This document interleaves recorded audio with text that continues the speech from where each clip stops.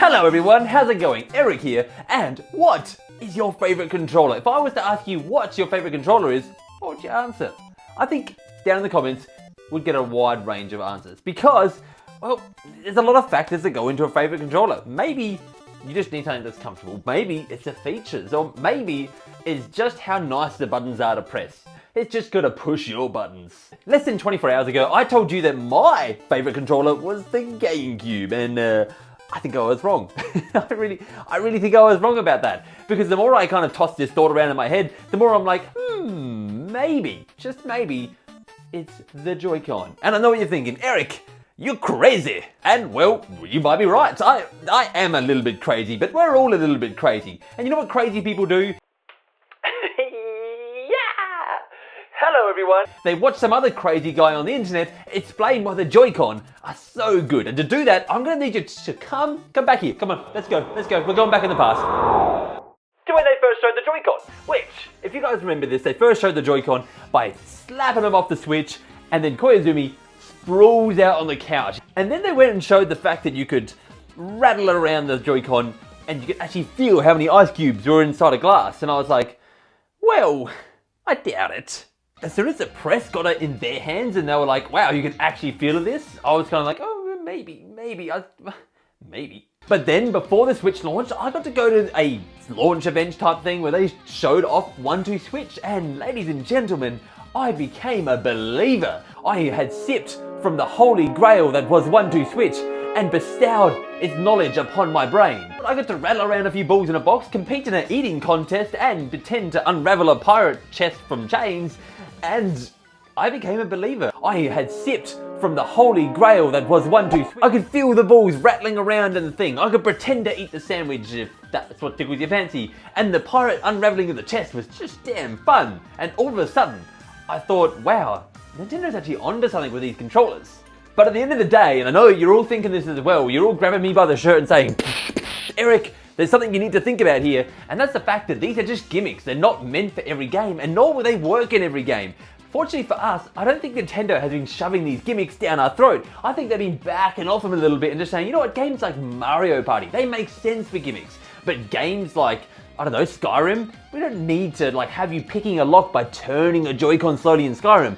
That would be tedious. But they didn't, and they haven't included it in every game. The reason I'm even talking about this, and we're about to get into the rest in a second, but the reason we're talking about this is that to me, a favorite controller doesn't just have to mean how comfortable it is. It can mean what you can get out of it. Of course, it needs to be multifunctional. If a controller isn't comfortable to hold in my hands, get that stuff out of here. But I find, you know what, I'm getting ahead of myself. Let's just stick on the features for a second. Now, I actually thought the true potential of what these Joy-Con could end up being was shown to us through these games. But as usual, and as many occasions as is proven over and over again, the true potential from Labo. Yep, there goes the goose from the chicken. Oh, why do I suck at sayings? What I was trying to say is I just let the goose loose. Labo is what I'm talking about. Labo is just a fascinating product. I own Labo, and I still find it fascinating. The way that it interacts with the Joy-Cons, the way that you can play a full piano, just by using some sort of infrared sensor and telling where the keys are popping up, and then it has the screen, and the way it all interacts with each other. It's kind of amazing. And I mean, the piano, that's just one example. There's so many other examples that I could go with of Labo products that are just amazing. And I think where it really gets amazing is the next Labo product. Now, I think the screen gets way too much credit for what Labo VR is doing. Obviously, the screen is important. We all know that much. But also, the Joy-Con, they're quite important. You think you can flap that bird around in your... You think you can flap the bird around in your face? We'll get it one day. You think you can flap that bird around in your face without the Joy-Con? No, it doesn't work like that. In fact, since you have to hold the thing up to your face, you wouldn't be able to do it at all. Same with the camera. It wouldn't feel like the camera without having the Joy-Con on there to go click. And the paddle. You think you're gonna be able to paddle away with just any old controller? No, you need that Joy-Con on that paddle so you can get the nice cool breeze in your face as you're jumping with the bears. Labo's weird. I want to talk about the controllers themselves now, because at the end of the day, the gimmicks, they're kind of just the cherry on top of the cake, and we haven't talked about the cake yet, so let's eat some cake. You know what I really like about these, and I have a habit of talking about the stuff that's not important first? That's that you can split them. It sounds weird, like, whoa, like you can split them and hold them in each hand. That's fun, and honestly, that's cool, but I don't actually play like that much. What I'm talking about is split them for 2 players. How many controllers do you know that you can take off the controller, split it into 2 pieces, and then have 2 players? I know one. It's kind of a genius move, really, because one, with the console, you're instantly getting 2 controllers. Now, I know you're probably thinking, well, they're not very good controllers, and yeah, they're not, but let me give you a situation in which they have just become immensely helpful for me. Not long after we got our Switch, we actually went on a holiday with it, and as you would, we packed the Switch into a carrying case that we had. We had a number of games, and of course the Joy-Con which are attached to the Switch, everything you kind of needed to be able to play it. The thing that we forgot was that there's 2 of us, and you need 2 controllers to be able to play 2 players. The thing is, we had 2 controllers, so we could still play our Switch. It was just fun to boot up the Switch when we're on a holiday, play a couple of rounds of snipper clips or something like that. The other thing that really matters when you're playing is how comfortable is the controller when it's together. And so like, yeah, on the console, or if you have one of these, the things are called a grip. When you have one of these and you play like that, I actually find this rather comfortable to use. Again, the rest of the controller, there are more comfortable controllers out there. There's no doubt about that. The Pro Controller for one of them. But I'm not against using that like that. I enjoy it either like that or on the console itself. I actually don't want to talk about the comfort level of that for too long because it's such a personal thing, you know? I think that's the biggest thing when we make our decision of our favorite controller. I think that's the thing that contributes the most is, well, what is the most comfortable controller that you've ever held? But when I think of the full spectrum here and what you can actually get out of a controller, the Joy-Con doesn't really have a match. There's no other controller that you can play 2 players and just split it in 2. There's no other controller that has the same infrared, has the same motion controls, has all of these different features built into it that can make stuff like Labo even possible, let alone games like 1-2-Switch if that tickles your fancy, which probably not many people it does. Or Mario Party. There's just not experiences like that that you can get with any other type of controller. And that's why I think the Joy-Con matters to me. Now definitely don't take this as me trying to convince you that you need to believe in the Joy-Con. It should be everyone's favorite controller, because no way. People don't care. Like, there's some people out there, and I totally understand, there's a large majority of people out there, in fact, that don't care about Labo. There's a lot of people that don't care about games like Mario Party or 1-2-Switch. To them, the Joy-Con mean nothing. Or perhaps they only care a little bit. So, you know what?